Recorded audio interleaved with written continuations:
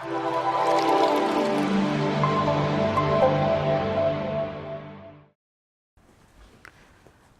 evening, everyone. It's a pleasure to have Dinah Gary in India. And thanks, Ashwani, for joining in as well. So how has it been your stay in India so far? Oh, it's been fantastic. The hospitality from Nucleus team has been excellent. We've seen a lot of interesting things. It's Diana and I's first time to India, so this is a great way to do it. So we've been to a marriage ceremony for one of the team members, which was good. We've been to the Taj Mahal. We've seen all the sites. So it's been very good. So we'll say at the outset, thank you to the Nucleus team for the hospitality. Yes, definitely exceeded our expectations for our first time visit. All vibrant and beautiful colours everywhere where we've been, so wonderful. It has been our pleasure as well to host you in India, and especially with the amount of vast experience and knowledge which both of you come across. I think it has been a great learning for us as well.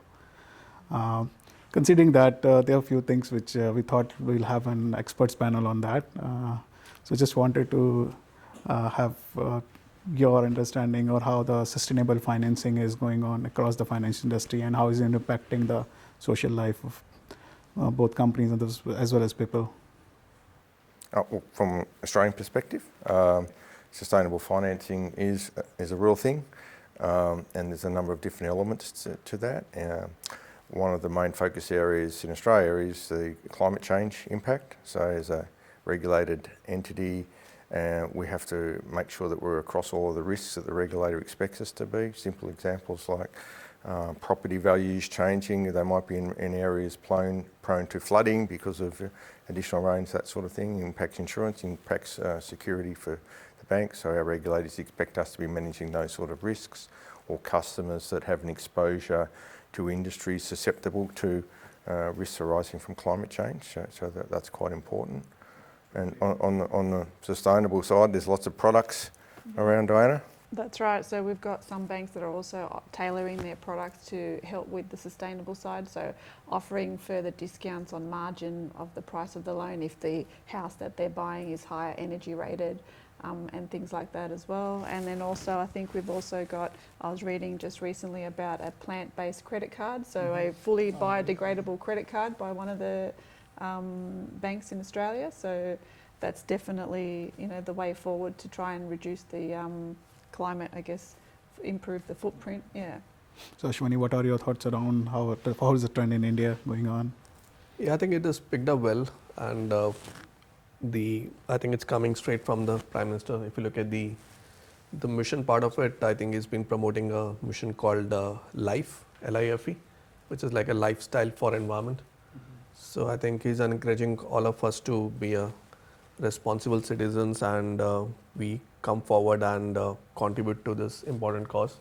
If you look at the 2030 SDG goals, I think our nation has committed to be net zero by 2070. And the progress made in last 15 years is we have already reduced by 33%. So by 2030, I'm sure we will exceed the 50% target which is set for the nation. So I think it's picked up well. I'm sure there can be a better progress to it. If you look at the international finance which is coming to the country, it was starting at 13%, now it has moved to 17%.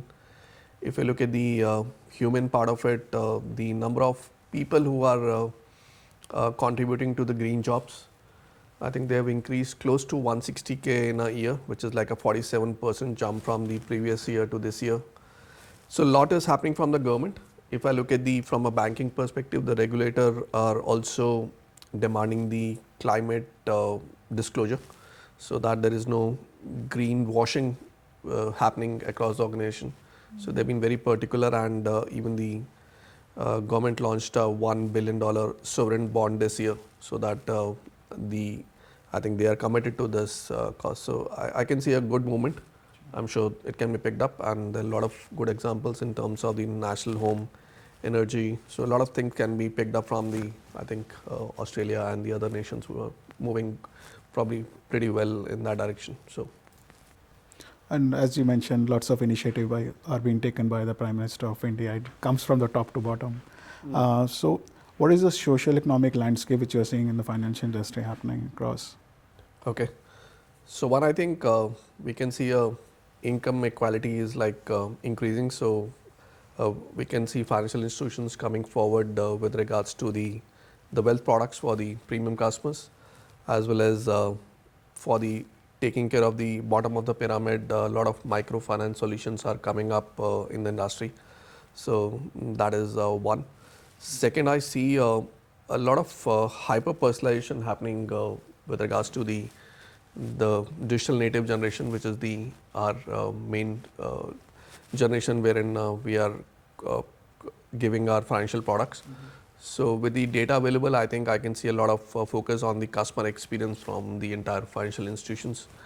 So these are typical trends, and I also feel at the moment the ESG is at the bank level, but in future, in 5 to 10 years, possibly we would have a ESG score at the individual level, how much as an individual I'm contributing, and I may get a better interest rates basis my ESG score. We had number of discussions with a lot of partners. It may take 5 to 10 years, but I can see the financial industry moving in that direction. I think in Australia, there's a lot of consumer legislations that have been developed over recent years designed to protect the consumers. So the finance availability is diversifying now. So different sorts of products and channels for different sorts of customer groups. But that requires a discipline amongst those providers to make sure they're doing the right thing by the customers. So industry codes of practice, for example, have developed in recent years.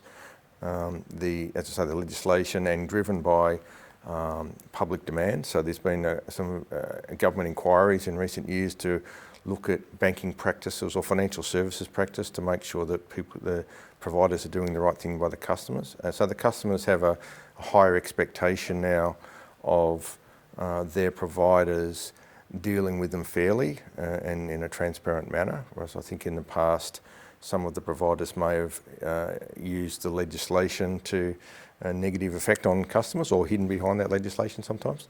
So the transparency is really increased, which is a good thing, better for consumers at all levels of the socio-economic sort of ladder. So certainly for people who are less educated around financial services matters now, the protections are a lot stronger than they used to be, and I think that's a good thing. And I know in Diana's area, in the credit functions, it's a very strong focus of consumer lending. Yeah, just to add on that, making sure that we make sure that everything we're doing is responsible for the customer, and also identifying customers where there may be vulnerabilities from financial perspective or other perspective, and making sure we provide like a tailored solution that best fits their situation as well. And that's where the technology plays an important role. So from a role of technology, from a future financial landscape perspective, how do you see technology evolving in Australia, and what is the future you're looking forward to? Look, advancement in technology is inevitable, and you see the pace of change in recent years is escalating. That will continue. Customer expectations, again, are very different. So we talked about their expectations around integrity of their providers, but it's also about the services that are available to them. And the emergence of fintechs and sort of market disruptors that are really focusing on some of those key requirements of customers, but they don't necessarily have the legacy constraints of some of the more traditional providers. So it's really important for a business like ours to look for innovative ways to deliver those products and services that are going to meet the customer requirements, and hence our discussions with you guys. And look, there's no departing from that, but again, it's a good thing. It provides business benefits in terms of cost efficiencies, but if you can marry a very effective product delivery and service to a customer with cost efficiencies, it's sort of a win-win on both sides. So there's some great advantages to the technology, and the discipline around that is the customer expectation. So if you can't compete or you don't want to invest in continually improving your services, then you're going to be left behind in the market. So as I mentioned, it's all about customer experience, where the industry is moving, better customer experience. So Ashwini, from your perspective, how are as a company you are doing in those areas? Yeah, I think our vision has been making financial service access easy and enriching worldwide. That's where our journey started. And 2 decades back, a loan which used to take, if I talk about a mortgage loan, it used to take 1.5 to 3 months. And now, with the advancement of technology, with the fintech ecosystem, the loan would take few days to a week's, the mortgage loan. That's a kind of a value add which technology adds, because the challenge is we're not being able to reach to the bottom of the pyramid because the technology cost or the operation cost has been very high. And that's where a company like Nucleus or other technology players can play a big role by reducing the operational cost by having improved technology, so that the person who actually needs a loan, which is at the bottom of the pyramid, they can get the access to the credit. That's one. Second, if I look at the India example, if we talk about the UPI transactions, it's touching at billions transactions a month.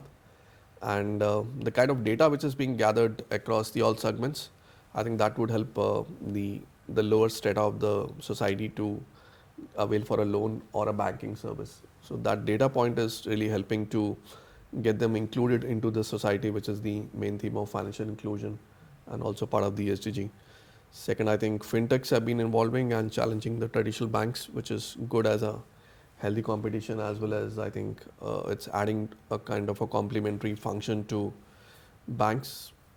Third, I think I would add on the AI is helping to give a better access to the data, which is helping on the credit scoring as well as on the pre-delinquency models. So I think everything is coming together at the right time, and I'm sure things would be much better with the use of technology, and that's going to be the key differentiator.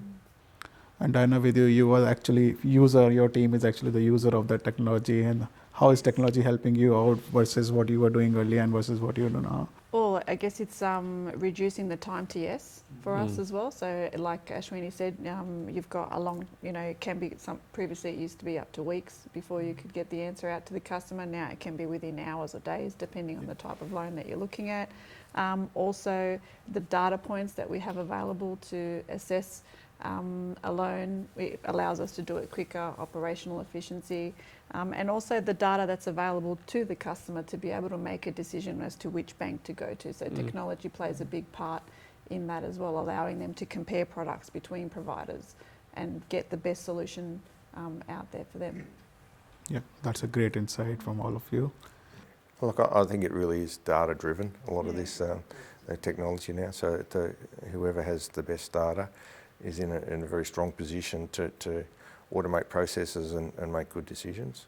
And probably another area for us is just the supply chain. So we deal with intermediaries who will source or introduce loans to us, as an example.